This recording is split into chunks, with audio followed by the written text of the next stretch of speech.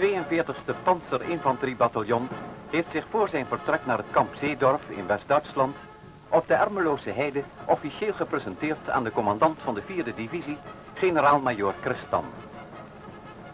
In zijn korte toespraak tot de troep noemde de generaal de verplaatsing naar Zeedorf een historisch moment.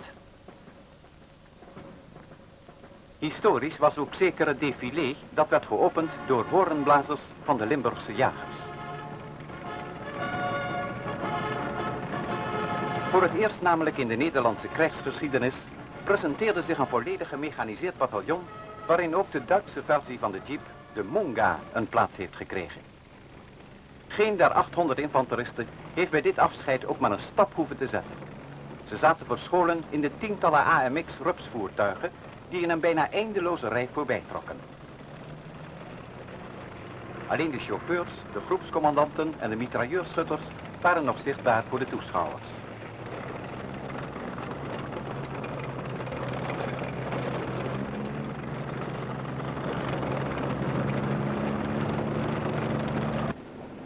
Het geratel van de rupsen verflauwde alleen toen de ondersteuningscompagnie passeerde met zijn zware mortieren en zijn terugstootloze vuurmonden, het anti-tankgeschut van het bataljon. Het sluitstuk van het imposante défilé vormde het geneeskundig gedeelte van het bataljon, dat ook al is uitgebreid met AMX-voertuigen voor het gewondentransport.